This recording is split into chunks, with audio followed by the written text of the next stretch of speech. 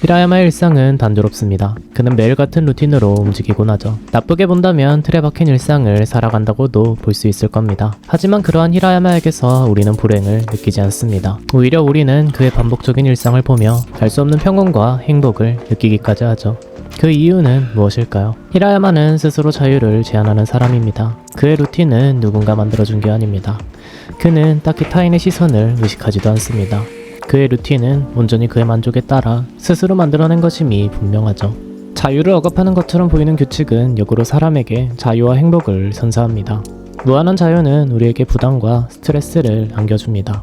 그걸 온전히 감당할 수 있는 사람은 아마 이 세상에 존재하지 않을 겁니다. 무엇이든 할 수 있는 자유라는 건 분명 부정할 수 없을 만큼 귀중한 가치인데 대체 무슨 뚱딴지 같은 소리를 하고 있냐고요. 저도 처음엔 이해가 잘 가질 않았습니다. 진정 자유롭기 위해서는 자유를 제한해야 한다니 이건 또 뭔 말도 안 되는 개똥철학인가 싶었죠.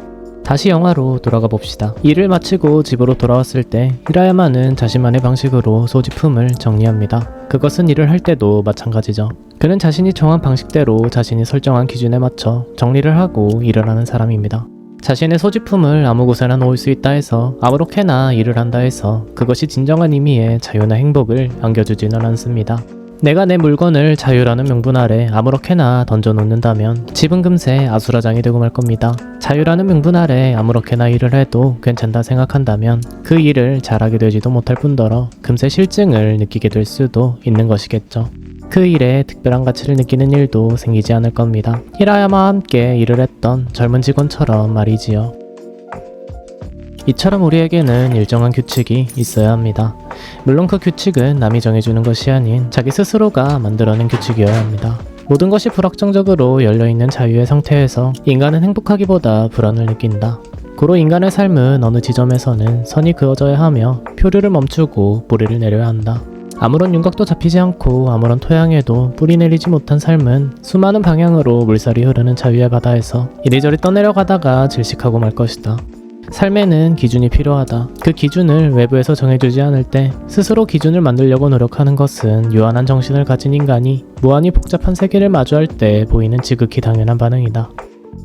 독일의 철학자 칸트는 매일 새벽 5시에 기상하고 오후 3시 30분이면 산책을 나갔습니다. 그는 규칙을 따르는 것이 자유를 제한하는 게 아니라 오히려 자유를 실현하는 것이라고 생각했습니다. 그렇다고 해서 우리가 매일 새벽 5시에 일어나야 하고 오후 3시 30분이면 산책을 나가야 한다는 말은 아닙니다. 그렇게 하려 마음을 먹는 순간 그 규칙은 남이 세워준 규칙이 되어버리기 때문이지요. 중요한 건 규칙이라는 걸 나라는 사람에게 맞게 세우는 겁니다.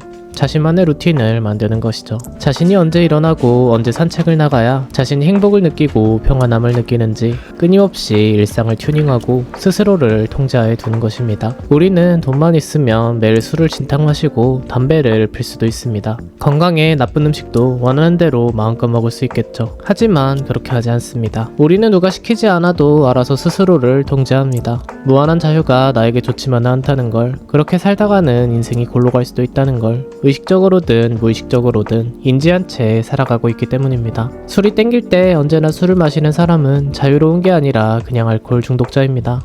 술이 땡겨도 합리적인 규칙에 따라 필요에 따라서는 참고 절제할 수 있어야 진정한 의미에서 자유롭게 행동하는 것이라 볼 수도 있겠죠. 모든 것이 불확정적으로 펼쳐져 있는 무한한 자유가 인간에게 불안감을 심어주는 반면 자유를 스스로 제한함으로써 얻는 역설적 자유는 안정감과 주체적인 삶으로 우리를 이끌어줍니다. 칸트의 입장에서 진정으로 자유로운 인간은 모든 선택마다 새롭게 에너지를 투입해 결정을 내려야 하는 스트레스에 시달릴 일이 없습니다. 그는 규칙에 따라 행동하는 사람이기 때문입니다. 그렇다고 해서 그는 다른 사람이 결정한 틀에 억지로 이끌려 살아가는 것도 아닙니다. 역설적 자유를 실현하며 살아가는 인간은 자신의 삶에 스스로 선을 긋습니다. 그 선에 따라서 살기 때문에 그는 과도한 자유에 정신을 잃지 않고 집중력을 발휘하며 살아갈 수 있습니다. 또한 강압적인 외부의 압력이 아니라 자신의 의지에 따라 그 선을 지키기에 주체적인 삶을 살아갈 수 있습니다. 과도하게 많은 선택지 앞에서 필요한 사람일수록 자유의 의미를 다시 생각해봐야 합니다. 때로는 너무 넓고 다양한 선택 앞에서 도망쳐도 괜찮습니다. 오히려 그 도망은 매우 정당하고 추천할 만한 것이기도 합니다. 끝없는 자유의 바다에서 표류하다가 질식해 정신을 잃는 것은 자유를 상실하는 것에 더 가깝습니다. 자신의 삶에 선을 긋는 것, 그리고 그 선을 지키는 것, 이것이야말로 진정한 차원에서 자유로울 수 있는 길이라 생각합니다. 히라야마는 자신의 삶에 선을 긋는 사람이었습니다. 그리고 그 선을 누구보다 잘 지키는 사람이었습니다. 제가 그리고 많은 사람들이 그의 반복적인 일상을 바라보며 알 수 없는 행복과 평온함을 느꼈던 건 바로 그 때문이지 않을까 싶은 그런 생각이 들었습니다.